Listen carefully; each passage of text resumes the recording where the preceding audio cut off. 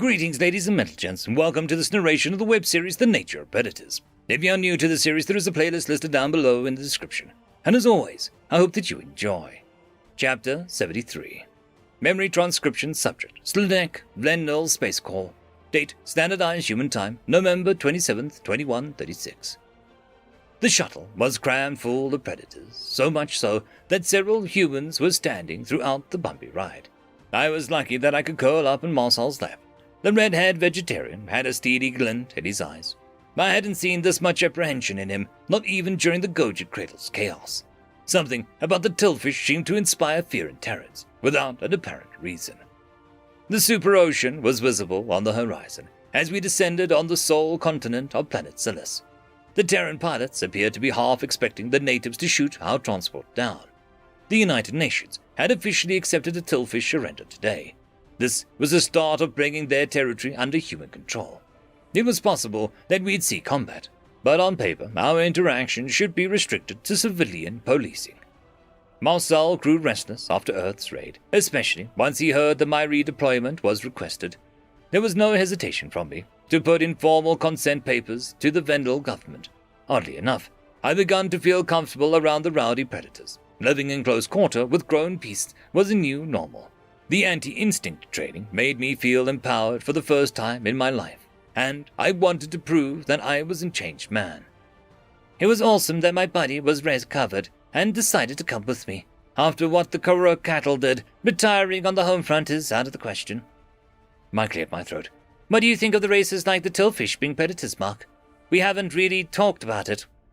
It makes a lot more sense than everyone but us and the Greys being obligate herbivores, Marcel growled. But they're not predators, Sludek, and it doesn't change the fact that they participated in the murder of 1 billion people.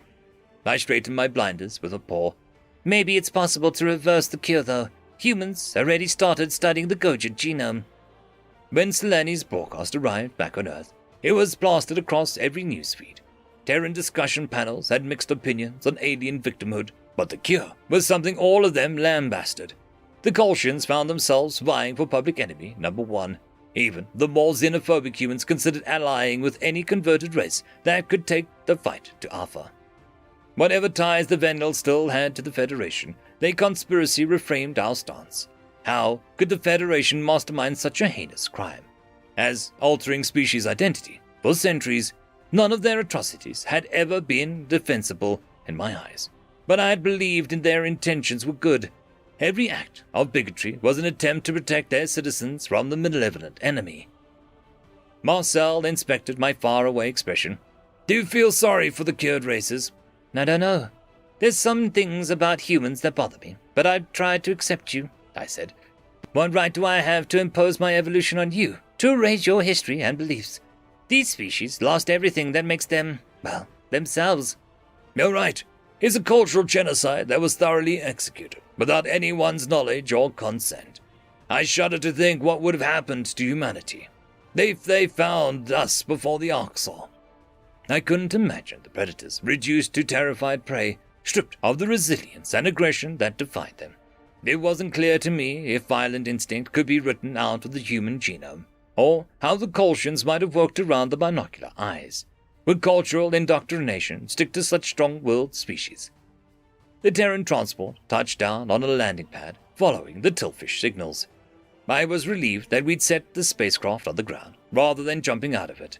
The UN troops unloaded, grimacing as winds gust buffeted their faces. Silis was known for its stormy, tumultuous weather, which was fueled by the Panthalassa. A lone tillfish waited for us, scuttling back and forth with anxiety. Hello, humans. I brought gifts. The insectoid gestured to one of the 6-legged fruit baskets, which included local jams and preserves. She cowered her glistening head, as several Terrans trained guns at her. Her antennae quivered, anticipating her swift demise. The poor thing was surrounded by predators. Forward-facing eyes were angled to her in all directions. Why did a species send her alone? This is cruel. Thanks for the gift. Who are you? I asked. Tears broadened her smooth eyes. I'm a General Burla. Ambassador Dwell made me came. I am the only one who voted against the Earth attack. The UN soldiers relaxed. She shared a few rattled glances at their own. Several were huddling near the shuttle, distancing themselves from Burla. The faint hairs on Marcel's arm stood upright, and he ruffled my ears for comfort. I coaxed him forward, bringing us close to the Tillfish. "Slanek, what are you doing?" the human hissed. My ears pinned back. "Face your fears, right? That's what I did with you. This is no different." General Burla bent lower to the ground, unable to look the human in the eye. A ripple passed through Marcel's throat before he narrowed his pupils. The human extended a trembling hand, keeping his palm flat. The Tillfish must have been briefed on Terran mannerisms because she placed a delicate leg atop his fingers. "Well, at least someone on this rock has a conscience," the vegetarian wheezed, jerking his arm back. "Where can we set up shop? With any luck, the ground occupation will get rolled back soon." Burla flicked her antenna into the city's direction. "Follow me, please. There's a few things you should know." Marcel tucked his hands behind his back, trying to look formal as the squad leader. The medals on his chest were recent adornments. The new Secretary General issued them by anyone wounded in the defense of Earth or the Cradle. I couldn't think of anyone who deserved a commendation more than my friend. "Go on, he's listening," I chimed in. "Is there something to be concerned about, General?" Burla clicked her mandibles. "We are having trouble with unrest and dissidents, mass protests. Many people don't want human invasion." Marcel raised his eyes. "That doesn't surprise me at all. How bad is it?" "The exterminators pulled together some rogue generals. They're offering a bounty for every human killed. We'd deal with it, but their surrendering members complied with your disarmament demands." "And the anti-human factions didn't hand over the weapons, leaving your government with no way to stop them." "Exactly. Look, not every protester is violent. There are demonstrations everywhere, like I said. I don't know if you allow such things, but—" "Last I checked, the UN affirms the rights to free speech, but we may impose martial law until things settle down." Tillfish General shuddered with relief before climbing onto a monorail train. The insectoid retreated to the furthest corner as the Terrans piled in. An automated door sealed us in tight space. Marcel ensured that all equipment was brought aboard before leaning against a wall. I nuzzled his elbow, desperate for attention. The human smiled as he tickled my chin. "You're so adorable, Slanek. You could get away with anything." "Anything?" I repeated, with a devious ear flick. "What if I told the Tillfish that you want to give her a belly rub?" "No, you little shit, you wouldn't." I didn't respond, turning to the window with a contented stare. Marcel withdrew his hand, crossing his arms with an irritated huff. The vegetarian noted the mirth in my eyes as the supersonic train hurtled along, but the playfulness seeped out of my demeanor once I caught glimpses of the chaos.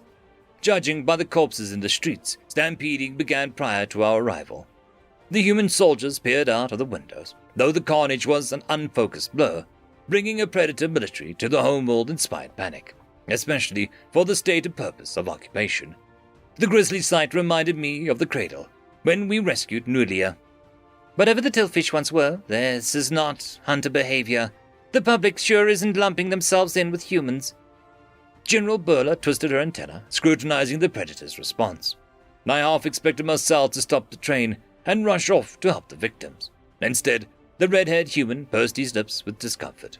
Our top priority was subduing the populace and making the area safe for Terran travel. The train glided to its stopping point, a terminal which emptied into a city square. The humans continued to gawk at the scenery, while clutching their guns tighter. Tillfish protesters were packed into the square. The ones that hadn't fled the settlement came out as a welcoming party. Insectoid bodies spanned as far as the eye could see. "Grief, we've got to get them to disperse," Marcel muttered, "gathering of this size, in our faces." The vegetarian conferred with several comrades before their grunts began assembling equipment. I hoped there was non-lethal weaponry in their cache. There were civilians exercising sapient rights, both validated. It would disappoint me if humanity began their reign by squashing all expression. General Burla clicked her mantles. "You need a way through the crowd. We saved armored vehicles for you. Please, no massacre." "Will humans even fit in your trucks?" Marcel asked, with a raised eyebrow. "I can't imagine your sitting arrangements are meant for us.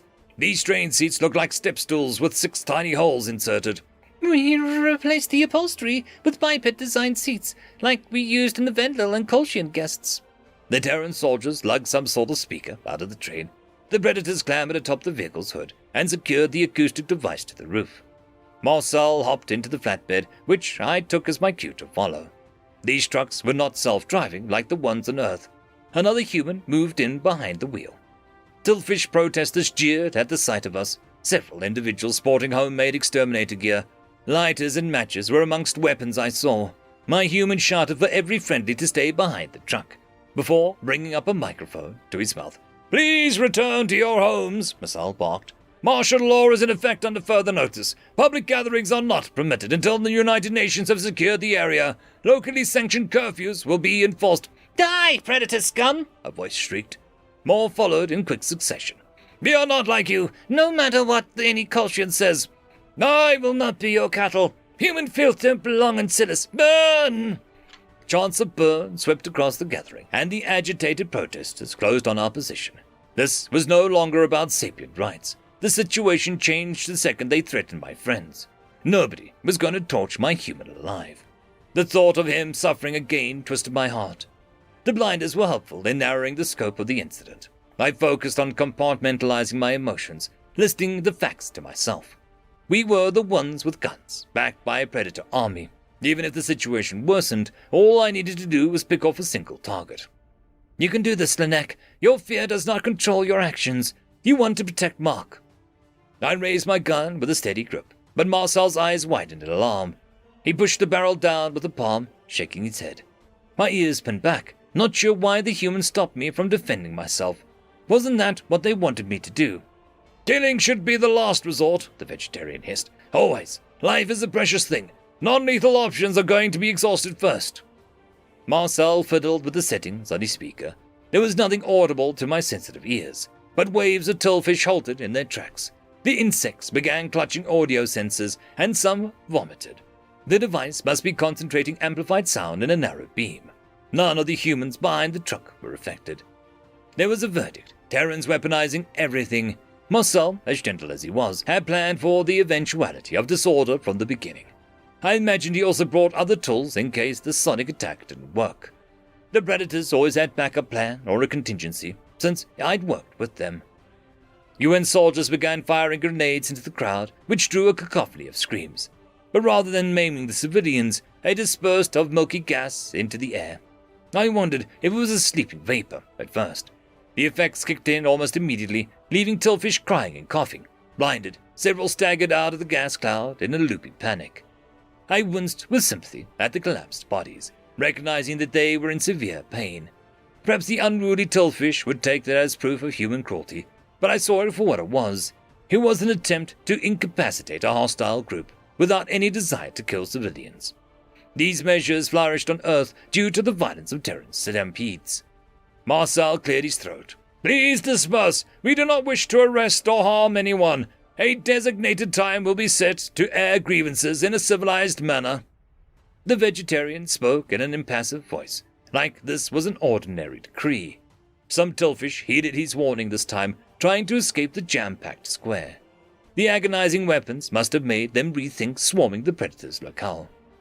The humans took the crowd's disorientation as a chance to push forward. Our vehicles rolled ahead with a line of soldiers leading the way. UN guards in stampede gear began grabbing a few tillfish and wrangling them into custody. Unwilling insects were hauled away from their friends, shrieking and writhing. Marcel repeated his warnings about planet being under Terran control. The sight of advancing predators, bulked up from head to toe, was enough to spark flight responses in all but the boldest few. With the civilians flushed out of our immediate vicinity, we could find a campsite. "You are efficient," General Perla decided. "Much more organized than the Greys, and you took prisoners." Humor flicked in my human's eyes. "We're not going to execute people off the streets, if that's what you're implying. Our job is to stabilize the region and integrate Silas as a UN vassal." "What does your planet look like under your rule? I worry about being beholden to predators, especially if we, what they say, we might be, regress." "Annexation comes with certain rights and privileges. Unlike total war, we're not forcing anyone to modify their lifestyle or beliefs." For all of the baseless fears of human predation being contagious, not a single vendor in the exchange program developed an appetite for murder. What I had been forced to do was broaden my horizons. Earth was untamed and dangerous. The perilous environment helped me modify my beliefs. The idea of controlling my instincts and tolerating some risk became palatable. I achieved feats I didn't know were possible, for someone of a meek disposition. Humans challenged my preconceptions at every turn. Their friendship and their empathy, how my bond with Marcel was as close as my family. That impacted me more than binocular eyes ever could. "Getting paired with Marcel is the best thing that ever happened to me," I said. "He is patient and kind. You can trust him." The human bared his teeth. "Thanks, buddy. We make a good team." Our exchange hadn't convinced the Tilfish general, but I saw hope in her story. A single official had the conviction to stand up for the predators, to believe that they deserved to live. Silas had been relinquished without a drop of bloodshed so far. Even if it was disproportionate balance, some civilians could come around. Marcel outlined plans for humanity to cement a foothold in the city and gather a tally of its populace. The masses were in shock from Seleni's interview. They needed help deriving meaning. We'd spend a few days getting settled before we reclaimed rogue areas. Havens for anti-human extermination officers and military leaders were the real issue. Clearing those territories might be where the Terrans summoned their lethal arsenal. The United Nations would have this newly conquered world brought to heel, one way or another. End of chapter. I'd quickly like to thank the T5 channel members and patrons: Casper Arnholtz, Cam Maxwell, Lord Azrakal, Dragzoon W.R.E, Holly's sister, Ambrose Cattell, and Quantum Wednesday. Thank you very much.